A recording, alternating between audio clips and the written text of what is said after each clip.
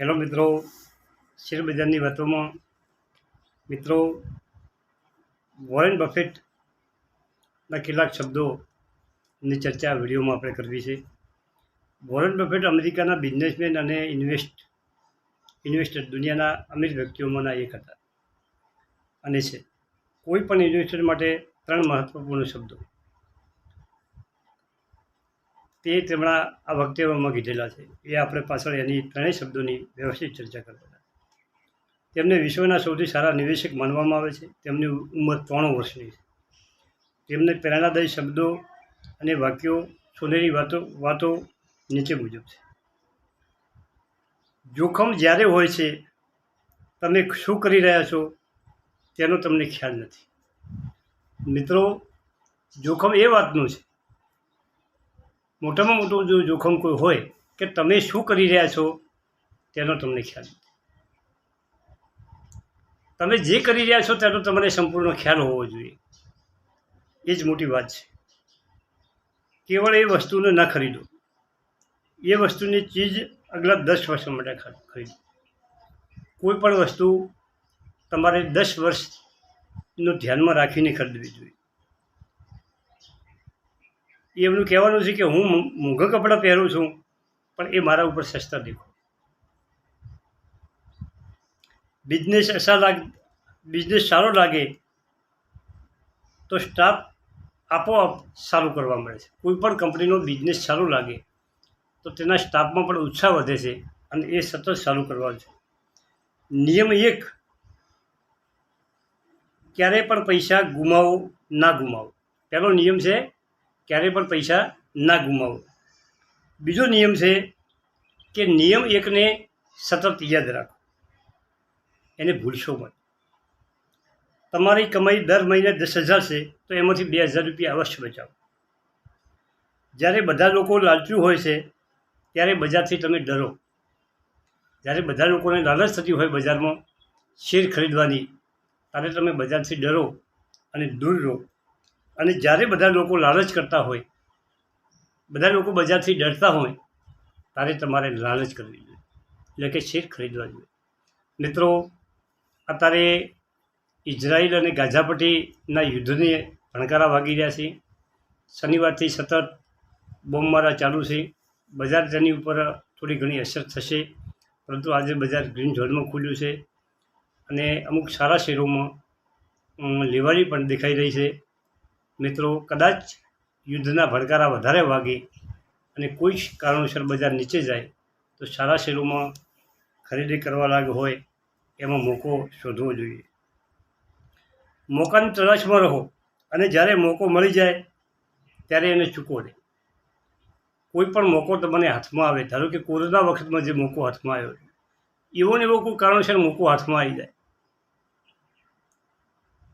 1,000-2,000 point બજાર ગગડી જાય તો ડરશો મત, પણ એ મોકાને ચૂકશો મત. જે નિવેશ નથી કરતા તે મોટી ભૂલ કરે છે. જે નિવેશ નથી કરતા તે મોટી ભૂલ કરે છે.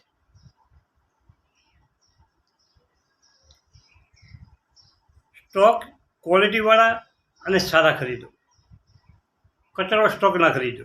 ખાસ એમનું કહેવું છે. જેની સમજ ના પડતી હોય ત્યાં ક્યારેય પૈસા રોકશો નહીં.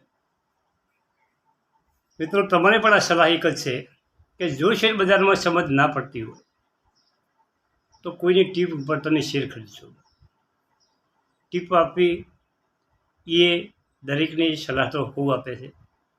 મારા જેવા ઘણા લોકો સલાહ આપશે, પરંતુ શેર બજારમાં તમારી ટોચ ના ડૂબતી હોય તો તમે શેર બજારથી દૂર રહેવા. તેની સમજ હોય ત્યાં જ પૈસા લગાવવા જોઈએ. તમારું બેસ્ટ એસેટ મિલકત, તમારી બેસ્ટ એસેટ કઈ છે? તમે ખુદ તમારી બેસ્ટ એસેટ તમારામાં પોતામાં નિવેશ કરો. તમને પોતાને ખ્યાલ આવવો જોઈએ. કોઈ પણ ઇન્વેસ્ટ માટે 3 મહત્વની વાતો.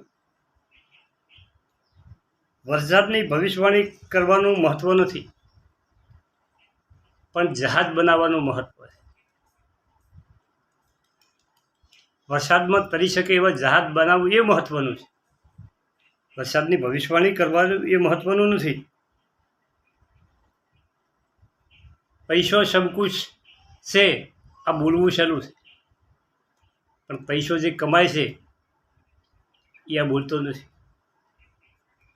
એક ટોકરીમાં બધા ઈંડા ના રાખો, કે એક જ શેરમાં તમારું બધું નિવેશ ના રાખો, કે એક જ સેક્ટરમાં તમારું નિવેશ ના રાખો. કોના વિશે આપણે આગળ ઘણા વિડીયો બનાવ્યા છે કે અદાણીના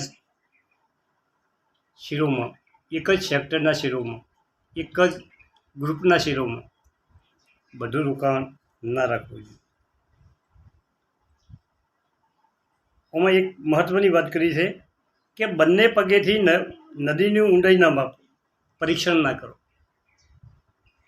કે તમારો એક પેર સલામત રાખી અને બીજો પેર ઉપાડવો જોઈએ.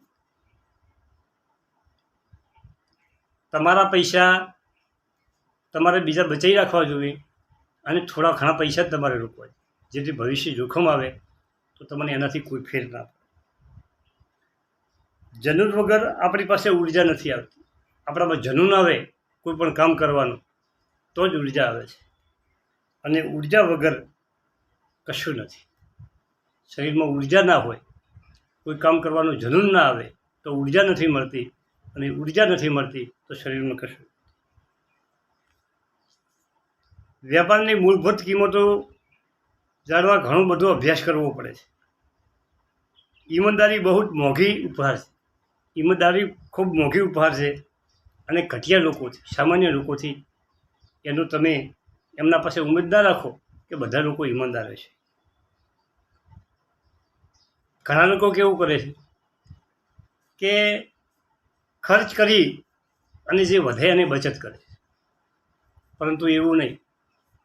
તમે પહેલાં બચત કરો અને બાકીના પૈસા વધે એ જ ખર્ચ કરો.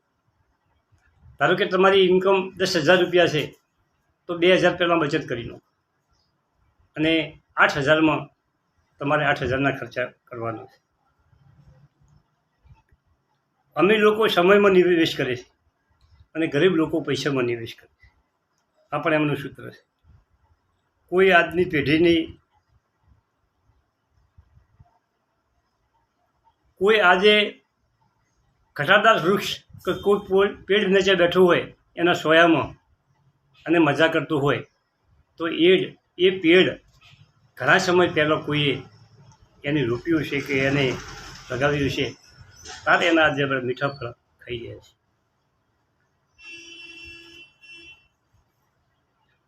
આ તમને બધાને વેપાર ખરીદવામાં આનંદ આવવો જોઈએ, વેપાર વેચવામાં આનંદ ના આવવો જોઈએ.